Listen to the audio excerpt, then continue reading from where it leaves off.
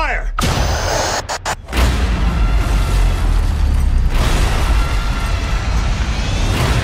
Hello friends, welcome to my channel again. আপনার কি ভয়ঙ্কর নৌযুদ্ধ, পলিটিক্যাল ষড়যন্ত্র, সাসপেন্সের মিশ্রণ থাকবে এরকম মুভি ভালো লাগে? তাহলে আজকের ভিডিওতে আমরা আলোচনা করতে যাচ্ছি হান্টার কিলার নিয়ে, যেটা রিলিজ হয়েছে 2018 সালে এবং যেটা একটি অ্যাকশন প্যাকড থ্রিলার।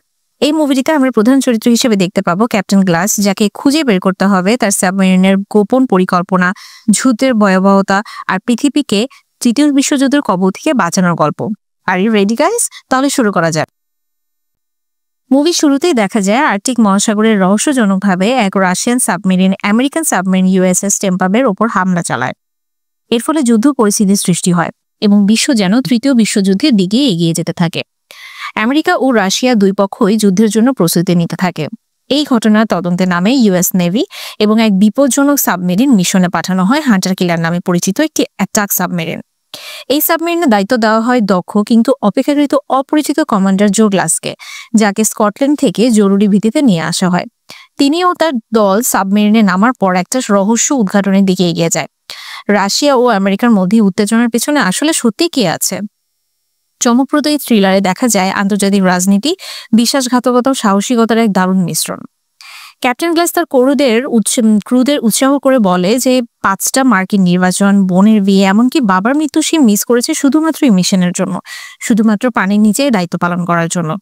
তার স্পিচ শুনে সব নাবিকদের মধ্যে নতুন করে উদ্দীপনা জাগে এবং তারা মিশনে সম্পূর্ণভাবে মনোযোগ দেয়। অন্যদিকে মার্কিন নেভাল বেজে এনএসএ এজেন্ট জেইন নরকোয়েস অ্যাডমিরাল ফ্রিক্সের কাছ থেকে জানতে পারে যে রাশিয়ান ব্যারেন্স সিতে একসাথে 2টা সাবমেরিন বিস্ফোরণের শিকার হয়েছে, একটা আমেরিকান এবং আরেকটা রাশিয়ার। কিন্তু তারা একে অপরকে আক্রমণ করেনি, বরং তৃতীয় পক্ষ টর্পেডো মেরে তাদেরকে ডুবিয়ে দিয়েছে। একই সময়ে রাশিয়ার প্রেসিডেন্ট জাকারিন ওই অঞ্চলের উপর দিয়ে সফরে ছিলেন, যা জেইনের সন্দেহ আরো বাড়িয়ে তোলে। এই রহস্যময় পরিস্থিতি কি সত্যি যুদ্ধের ইন্ধন, নাকি আসলে এর পেছনে আসলে কোনো ষড়যন্ত্র আছে?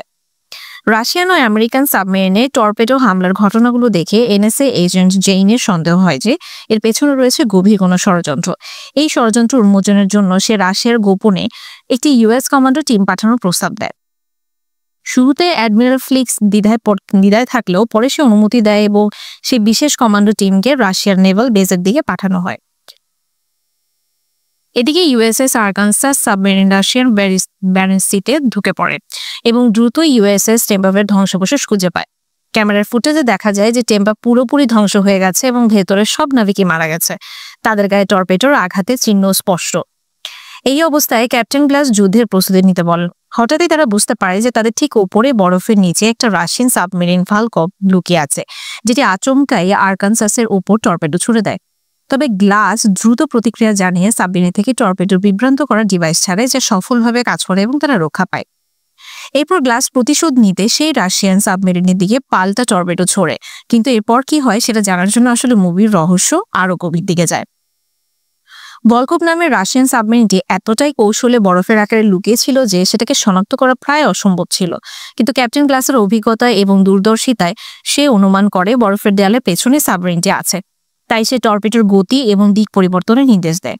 নির্দেশ মেনে টর্পেডো বরফ ভেদ করে সরাসরি ভলকভ সাবমেরিনে আঘাত হানে এবং সেটা একদম তছনছ করে দেয়।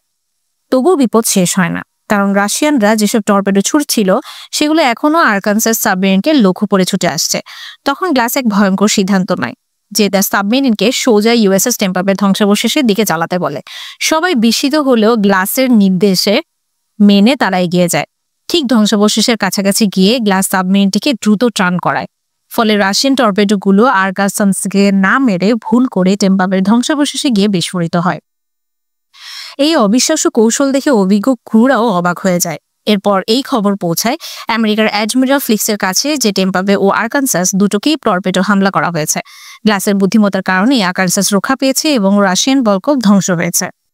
ফ্লিক্স তখনই উচ্চপদস্থ কর্মকর্তা জনেগানকে সতর্ক করে এবং পুরো আমেরিকান নেভিকে যুদ্ধের জন্য প্রস্তুত থাকতে বলে, কারণ এই হামলাগুলো সরাসরি যুদ্ধ ঘোষণার সমান। অন্যদিকে রাশিয়ার প্রেসিডেন্ট জার্কিন যখন নেভাল বেজে ছিলেন তখন তার কাছেও খবর পৌঁছে যায় যে ইউএসএস সাবমেরিন তাদের সাবমেরিনকে ডুবিয়ে দিয়েছে। এতে তিনি ক্ষিপ্ত হয়ে পড়েন এবং তার পাশে থাকা অ্যাডমিরাল দিমিত্রিভকাকে বলে ওঠে, আমাদের এখনই আমেরিকার বিরুদ্ধে যুদ্ধ করা উচিত। এই অবস্থায় দুই পরাশক্তির মধ্যে যুদ্ধ বেঁধে যাওয়া যেন কেবল সময়ের ব্যাপার ছিল। রাশিয়ান অ্যাডমিরাল দিমিত্রি প্রেসিডেন্ট জার্কিনকে যুদ্ধ শুরু করার জন্য প্ররোচনা দেয়। সে চায় আমেরিকার উপর সরাসরি হামলা হোক, কিন্তু জার্কিন ঠিক এতটা বোকা নয়। সে জানে আমেরিকা রাশিয়ার মধ্যে যুদ্ধ মানে বিশ্বযুদ্ধ, ওয়ার্ল্ড ওয়ার 3। তাই যুদ্ধ শুরু করার আগে সে আমেরিকার প্রেসিডেন্টের সঙ্গে সরাসরি কথা বলতে চায়। এদিকে একটা বিষয় স্পষ্ট হয় যে রাশিয়ান প্রেসিডেন্ট জার্কিন ভেবেছে আরকানসাস আগে হামলা করেছে, কিন্তু সে জানেই না যে তার নিজের সাবমেরিন ভলকভই আগে ইউএসএস সাবমেরিনের দিকে টর্পেডো ছুড়েছিল। এই ঘটনা থেকে বোঝা যায় যে ভলকভ সাবমেরিনে হামলার পেছনে প্রেসিডেন্টের আদেশ ছিল না। একইভাবে আমেরিকানরাও জানে না কেন রাশিয়ানরা প্রথমে অ্যাটাক করলো।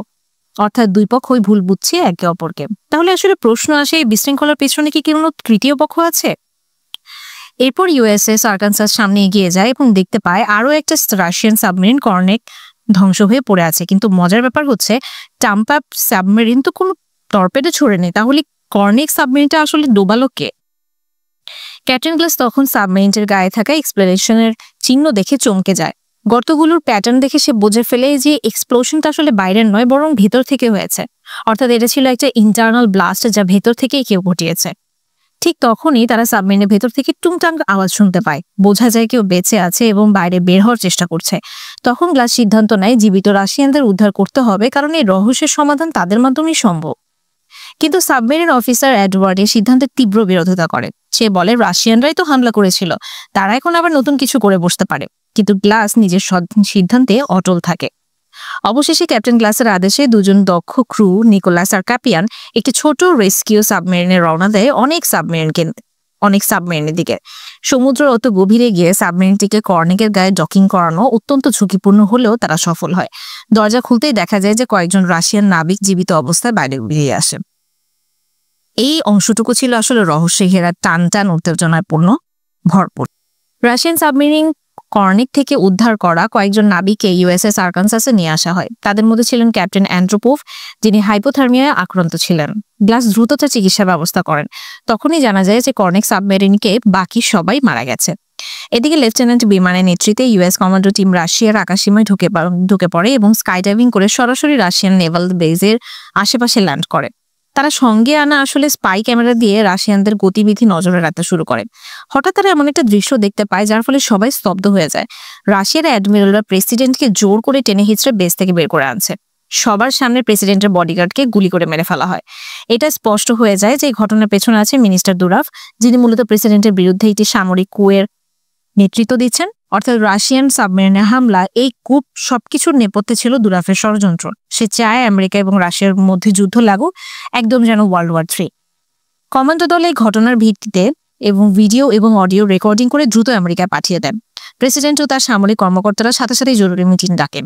বেশিরভাগ জেনারেল যুদ্ধ শুরু করতে চায়, কিন্তু প্রেসিডেন্ট দ্বিধায় ভোগেন, কারণ যুদ্ধ মানেই তো আসলে পারমাণবিক ধ্বংস। ডিটেকটিভ জেইন যুক্তি দেয় যে রাশিয়ার পুরো সামরিক বাহিনী ষড়যন্ত্র জড়িত নাও থাকতে পারে, এটা হতে পারে দুরাফের একক পরিকল্পনা। সেক্ষেত্রে একমাত্র উপায় হলো রাশিয়ান প্রেসিডেন্টকে উদ্ধার করে আবার ক্ষমতায় বসানো। তখনই অ্যাডমিরাল ফ্লিক্স প্রস্তাব দেয় তাদের কাছে ইউএসএস আরকানসাস এবং রাশিয়ার বেজের কাছে অবস্থানরত কমান্ডার টিম আছে। তারা চাইলে প্রেসিডেন্টকে উদ্ধার করে মস্কোতে নিরাপদে পৌঁছে দিতে পারে। এই পরিকল্পনা শুনে প্রেসিডেন্ট দুই দিকে প্রস্তুতি নেয়। একদিকে নেভাল বাহিনীকে রেডি থাকতে বলে, অন্যদিকে প্রেসিডেন্ট রেস্কিউ মিশন অনুমোদন করেন। এই মিশনের দায়িত্ব পড়ে ক্যাপ্টেন গ্লাসের ওপর। সে ক্রুদের জানায় তাদেরকে এখন রাশিয়ান নেভাল বেজে ঢুকে প্রেসিডেন্টকে উদ্ধার করতে হবে। কিন্তু এক্সো এডওয়ার্ডস জানায় ওই বেজের চারপাশে প্রচুর মাইনার সোনার সেন্সর বসানো আছে, যেখানে ঢোকা মানেই হচ্ছে আত্মহত্যার। তখন গ্লাসের মাথায় একটা অসাধারণ বুদ্ধি আসে। যে বন্দী রাশিয়ান ক্যাপ্টেন অ্যান্ড্রোপোভের সাহায্য নিতে চায়। প্রথমে অ্যান্ড্রোপোভ গ্লাসকে এড়িয়ে যায়, কথাও বলতে চায় না। কিন্তু গ্লাস যখন তার সাবমেরিনের ছবি দেখে সব ঘটনা বোঝাতে শুরু করে, তখন উনি বুঝতে পারেন। ক্যাপ্টেন গ্লাস রাশিয়ান ক্যাপ্টেন অ্যান্ড্রোপোভকে বোঝায় যে আমেরিকানরা কর্নেক সাবমেরিনে কোনো আক্রমণ করেনি, বরং সেটি ভেতর থেকে বিস্ফোরণ ধ্বংস হয়েছে। সে অ্যান্ড্রোপোভকে মিনিস্টার দুরাভের ষড়যন্ত্রের কথাও জানায়। গ্লাস তাকে মনে করিয়ে দেয় গভীর সমুদ্রের জীবন আমরা বেছে নিই শুধুমাত্র আমাদের দেশের মানুষের নিরাপত্তার জন্য, তাই যুদ্ধ ঠেকানোই আসলে আসল লক্ষ্য। এই কথাগুলো অ্যান্ড্রোপোভকে নাড়িয়ে দেয়। আমেরিকানদের উপর তার রাগ থাকলেও সে বুঝতে পারে যুদ্ধ অপ্রয়োজনীয় অনর্থক হবে, তাই সে সাহায্য করতে রাজি হয়ে যায়। এদিকে রাশিয়ার নেভাল বেসের কাছের ওয়াচ টাওয়ারে ঘাপটি মেরে বসে থাকা ইউএস কমান্ডো দল বড় বিপদে পড়ে, কারণ তাদের পাঠানো ভিডিও ট্রান্সমিশনের সিগন্যাল রাশিয়ান র্যাডারে ধরা পড়ে যায়। সঙ্গে সঙ্গে রাশিয়ানরা এলাকার চিরুনি অভিযান শুরু করে। তবে কমান্ডো টিম এতটাই নিঃশব্দে ছিল যে রাশিয়ানরা তাদেরকে খুঁজেই পায় না। হঠাৎ এক রাশিয়ান অফিসার সন্দেহ করে যে ওয়াচ টাওয়ারের দিকে গুলি ছোড়ে, যার একটি গুলি এসে লাগে স্নাইপার মার্টিনেলের গায়ে। ভয়ানক ব্যথার পরেও মার্টিনেল শব্দ না করে চুপচাপ পড়ে থাকে, কারণ সামান্য আওয়াজ হলেই সে ধরা পড়ে যাবে। অবশেষে রাশিয়ানরা কাউকে খুঁজে না পেয়ে সেখান থেকে সরে যায়। এরপর দলনেতা লেফটেন্যান্ট বিমান জানায় তাদের এখন প্রেসিডেন্টকে উদ্ধার করতে হবে এবং রেস্কিউর জন্য সাবমেরিন আসছে। কিন্তু মারাত্মক আহত মার্টিনেলকে নিয়ে মিশনে যাওয়া অসম্ভব, তাই তারা সিদ্ধান্ত নেয় তাকে ফেলে রেখেই যেতে হবে। তবে বিম্যান তাকে এমন এক জায়গায় রেখে যায় যেটা দেখলে সবার চমকে যাওয়ার মতো। এই দৃশ্য কিছুক্ষণের মধ্যেই আসলে আসবে। ওদিকে ক্যাপ্টেন গ্লাস তার সাবমেরিনদের ক্রুদের জানায় তারা এখন রাশিয়ান নেভাল বেসে ঢুকবে, তবে এতটা গভীরে মাইনার সেন্সরে ভর্তি এলাকায় ঢোকার একমাত্র উপায় হচ্ছে রাশিয়ান ক্যাপ্টেন অ্যান্ট্রোপোভের সাহায্য নেওয়া। অ্যান্ট্রোপোভ এই এলাকাটা খুব ভালো মতো চেনে এবং তার সাহায্য ছাড়া 1 ইঞ্চিও সামনে যাওয়া বিপজ্জনক। কিন্তু অনেক ক্রু একজন শত্রু রাশিয়ান অফিসারের হাতে নিজের জীবন ছেড়ে দিতে নারাজ। তারা সন্দেহ করে অ্যান্ট্রোপোভ যে কোনো সময় বিশ্বাসঘাতকতা করতে পারে, কিন্তু গ্লাস তার উপর পূর্ণ আস্থা রাখে, কারণ সে অ্যান্ট্রোপোভের জীবন বাঁচিয়েছে। 2 অ্যান্ট্রোপোভ একজন অভিজ্ঞ দায়িত্বশীল অফিসার, যুদ্ধের বিপদ সে ভালো মতোই বোঝে। অবশেষে অ্যান্ট্রোপোভের নির্দেশ মতো তারা সাবমেরিন চালিয়ে সমুদ্রের মাত্র 20 ফুট উপরে উঠে পাথরের একদম কাছে ঘেঁষে যায়। এর ফলে সোনার র্যাডারের সিগন্যাল পাথরের আড়ালে ঠেকে যায় আর সাবমেরিনটা ডিটেক্ট হওয়া থেকে বেঁচে যায়। সাবমেরিন এখনো বিপদের মধ্যেই আছে। র্যাডার থেকে বাঁচার পর এবার সাউন্ড সেন্সর এড়ানো চ্যালেঞ্জ, কারণ এই সেন্সর এতটাই সেন্সিটিভ যে মানুষের সামান্য আওয়াজও ধরে ফেলতে পারে। তাই পুরো সাবমেরিন পিন ড্রপ সাইলেন্স রাখা খুবই বাধ্যতামূলক। কিন্তু এমন অবস্থায় একটা স্ক্রু ঢিলা হয়ে যায় আর সেখান থেকে একটা সিলিন্ডার নড়তে শুরু করে। এক ক্রু সেটা টাইট করতে গিয়ে রেঞ্জটা হাত থেকে ফেলে দেওয়ার উপক্রম হয় এবং সেটা পড়লেই তাদের অস্তিত্ব ধরা পড়ে যেত। তবে ঠিক সময়ে আরেকজন সেটাকে ধরে ফেলে। পুরো দৃশ্যটা ছিল একদম শ্বাসরুদ্ধকর। এরপর আসে আরেক বাধা, নেভাল বেজের চারপাশ ঘিরে শক্ত পাথরের প্রাচীর, যেখানে আসলে কোনো প্রবেশ পথই নেই। সাবমেরিনে থাকা চার্ট অনুযায়ী কোনো ইনপুটও নেই, কিন্তু ক্যাপ্টেন অ্যান্ট্রোপোভ জানায় একটা সিক্রেট পথ আছে যা চার্টে দেখানো হয়নি। গ্লাস তার কথায় বিশ্বাস করে সাবমেরিনকে সেদিকে চালাতে বলেন। পাথরের সরু ফাঁক দিয়ে সাবমেরিন চালাতে গিয়ে অন্য ক্রুরা চিন্তায় পড়ে যায় এটা হয়তো একটা ফাঁদ। এক্সো আসলে এমন ভূমে এই পর্যন্ত ভাবে অ্যান্ট্রোপোভ হয়তো তাদের সরাসরি পাথরের গায়ে ঠেলে দিচ্ছে, কিন্তু গ্লাস তখন অ্যান্ট্রোপোভের উপর পূর্ণ বিশ্বাস রাখে আর তার ফলেও দেখা যায় ঠিক ছিল। সাবমেরিনটি কোনো মতে পাথরের সঙ্গে ঘষা খেয়ে ভেতরে ঢুকে যায়। এখানেই স্পষ্ট হয় অ্যান্ট্রোপোভ তাদের সত্যি সাহায্য করতে চাচ্ছে। এদিকে ইউএস নেভি সিল টিম পানির নিচ থেকে সাঁতরে তীরে উঠে আসে। সামনে এগোতে তারা দেখতে পায় আহত রাশিয়ান বডিগার্ড ওলেগ। প্রথমে ওলেগ পিস্তল তাক করলেও কমান্ডারে তাকে বোঝালে সে রাজি হয় যে প্রেসিডেন্টকে রেস্কিউ করতে সাহায্য করতে। এখন একদিকে সাবমেরিনের রাশিয়ার ক্যাপ্টেন আর অন্যদিকে প্রেসিডেন্টের বডিগার্ড, দুজনেই আসলে আমেরিকানদের পাশে। এরপর সিল টিম রশি বেস বিল্ডিং এর ছাদে উঠে এবং চুপি সারে পাহারাদের রাশিয়ানদের ছুরি মেরে শেষ করে। এরপর ওলেগ তাদের নিয়ে সেই রুমে নিয়ে যায় যেখানে দুরাবের লোকজন মদ্যপান করছিলেন। নেভি সিলরা তাদের না বুঝে উঠতে সেন্সর লাগানো বন্দুক দিয়ে একের পর এক হেডশট মেরে দেয়। এরপর তারা প্রেসিডেন্টকে আটকানোর ঘরে এগিয়ে যায়, সেখানে মারাত্মক এক্সপ্লোসিভ দিয়ে দরজা উড়িয়ে দেয়। এতে পুরো বিল্ডিং জেগে ওঠে, শুরু হয় তুমুল গুলির লড়াই। রাশিয়ান সোলজাররা একে একে হাজির হতে থাকে আর দুই পক্ষের মধ্যে শুরু হয় প্রাণঘাতী সংঘর্ষ। তবে ইউএস সিল টিম ছিল যথেষ্ট স্কিলড, তারা একে একে রাশিয়ানদের কাবু করতে থাকে। এরই মাঝে তাদের একজন আহত হলেও বাকি দল প্রেসিডেন্ট জাকিনকে উদ্ধার করতে থাকে। প্রেসিডেন্ট দেখে চমকে যায়, একদল আমেরিকান সৈন্য তাকে বাঁচাতে এসেছে। এবার প্রশ্ন হলো প্রেসিডেন্টকে নিরাপত্তা নিয়ে যাওয়া যাবে তো নাকি দুরাফ থেমে যাবে? প্রেসিডেন্ট জার্কিনকে নিচে নামানো শেষ না হতেই রাশিয়ান রেইনফোর্সমেন্ট চলে আসে। যদিও তারা প্রেসিডেন্টকে নিচে নামাতে সক্ষম হয়, তার বডিগার্ড উপর থেকেই দুরাভের মুখোমুখি হয় এবং এক রাশিয়ান সৈন্য এসে তাকে গুলি করে মেরে ফেলে। এরপর 3 জন কমান্ডো প্রেসিডেন্টকে নিয়ে পালানোর চেষ্টা করে, কিন্তু এক তীব্র গুলিতে একজন আহত হয়ে ঘটনাস্থলেই মারা যায়। বাকি 2 জন প্রেসিডেন্টকে নিয়ে দৌড়ে খোলা ব্রিজের দিকে যায়, যেখানে ছোট্ট একটা উদ্ধারকারী সাবমেরিন অপেক্ষা করছিল।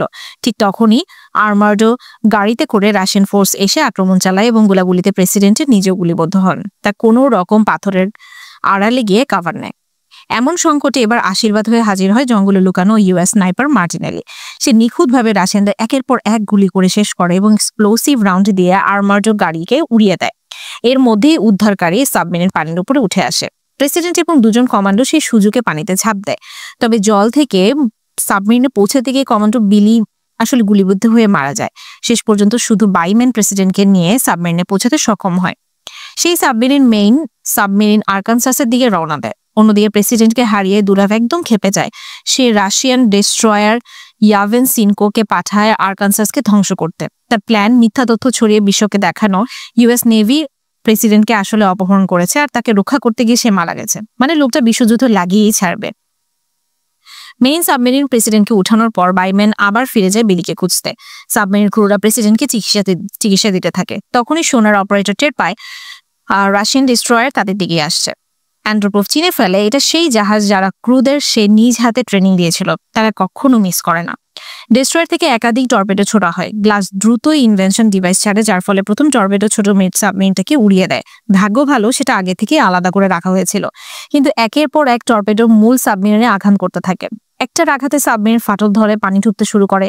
তবে আরকানসাস ছিল শক্তপোক্ত অ্যাটাক সাবমেরিন, তাই দ্রুত পরিস্থিতি সামলে ফেলে। ক্রুরা ছিদ্র বন্ধ করার চেষ্টা চালায়। এত কিছুর মধ্যেও গ্লাস জানে যে এই ডিস্ট্রয়ার থামবে না। তবে সে অ্যান্ট্রোপভকে জিজ্ঞেস করে যে এই এলাকা কাদা নাকি পাথর। অ্যান্ট্রোপভ জানায় এখানকার সমুদ্রতল একদম কাদাময়। গ্লাস এবার হান্টারের মতো চালাকি দেখায়। সে সাবমেরিনকে কাদার নিচে লুকিয়ে দেয়। এতে শত্রু টর্পেডো সাবমেরিনকে ধরতে না পেরে আগেই বিধ্বস্ত হয়ে যায়।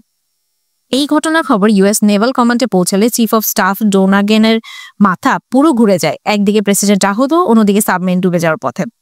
যদি রাশিয়ার প্রেসিডেন্টের সাবমেরিন সমুদ্রে ডুবে যায় তাহলে পুরো পৃথিবী জুড়ে বিশাল অস্থিরতা সৃষ্টি হবে, যা তৃতীয় বিশ্বযুদ্ধের দিকে এগিয়ে যাবে। এই কারণে রাশিয়ার প্রেসিডেন্ট তৎক্ষণাৎ ইউএসএস ফ্লিটকে যুদ্ধের জন্য প্রস্তুত করতে নির্দেশ দেয় এবং আমেরিকান আটলান্টিক ফ্লিটও পুরোপুরি প্রস্তুত হয়ে যায়। একদিকে রাশিয়ান আটলান্টিক ফ্লিটও একইভাবে প্রস্তুত, ফলে তৃতীয় বিশ্বযুদ্ধের সূচনা শুধু এখন সময়ের ব্যাপার। এই পরের অংশে আমরা দেখতে পারি যে রাশিয়ানরা তাদের মিসাইল লঞ্চার সিস্টেম প্রস্তুত করতে শুরু করে, যা দিয়ে তারা একের পর এক মিসাইল ফায়ার করতে সক্ষম হয়। ইউএসএস থেকে রাশিয়ান মিসাইল সিস্টেমের প্রস্তুতির খবর পেয়ে ডগনের মাথায় আগুন ধরে যায়। তিনি দ্রুত ইউএসএস আরকানসাসকেও মিসাইলের লঞ্চের জন্য প্রস্তুত থাকতে বলেন। তবে ক্যাপ্টেন গ্লাস যুদ্ধ এড়ানোর জন্য শেষ মুহূর্তে মিসাইল লঞ্চ করেন না। রাশিয়ান মিসাইল লঞ্চ করার পর ইউএসএস মনে করেছিল যে আরকানসাস ধ্বংস হয়ে যাবে, কিন্তু তখনই রহস্যজনকভাবে কিছু মিসাইল এসে রাশিয়ান মিসাইলগুলো ধ্বংস করে দেয়। তা আসলে এই মিসাইলগুলো চালিয়েছিলেন রাশিয়ান ডিস্ট্রয়ার, কারণ প্রেসিডেন্ট জাকারিন এবং ক্যাপ্টেন অ্যান্ড্রোপভ মিলে ক্রুদের ষড়যন্ত্রের ব্যাপারে বুঝিয়ে দেন এবং যুদ্ধ থামাতে তাদেরকে নিজেদের মিসাইল ধ্বংস করতে বাধ্য করেন। পরে ডিস্ট্রয়ার থেকে পলি আর্নি নেভাল বসে দুটো ভয়ানক মিসাইল ফায়ার করা হয়, যা বেজের ভেতরে সমস্ত ষড়যন্ত্রকারীদের ধ্বংস করে দেয়। ক্যাপ্টেন গ্লাস এবং ক্যাপ্টেন অ্যান্ড্রোপভের সাহসিকতা এবং বিশ্বস্ততার কারণে তৃতীয় বিশ্বযুদ্ধ প্রতিরোধ করা সম্ভব হয়। শেষমেশ ইউএস নেভাল বেজের সবাই একে অপরকে কংগ্রেচুলেশন জানায় এবং আরকানসাস থেকে রাশিয়ান প্রেসিডেন্ট জাকারিনকে সফলভাবে জিম্মায় নিয়ে আসা হয়। এর মাধ্যমে পৃথিবী মহাযুদ্ধ থেকে রক্ষা পায়। সেই ছিল হান্টার কিলার এর এক উত্তেজনাপূর্ণ যাত্রা, যেখানে সাহস, বুদ্ধি আর কঠিন সিদ্ধান্তের মাধ্যমে ক্যাপ্টেন গ্লাস এবং তার দল পৃথিবীকে বড় বিপদ থেকে রক্ষা করলো। আজকের মতো এটাই ছিল আমাদের সিনেমার রিভিউ। যদি ভিডিওটা ভালো লেগে থাকে তাহলে লাইক আর কমেন্ট করতে ভুলবেন না, সাবস্ক্রাইব করতে নিশ্চয়ই ভুলবেন না। পরবর্তী ভিডিওতে আবার দেখা হবে। ততক্ষণ পর্যন্ত সুস্থ থাকুন। আল্লাহ হাফেজ। That's a warship. Brace for impact!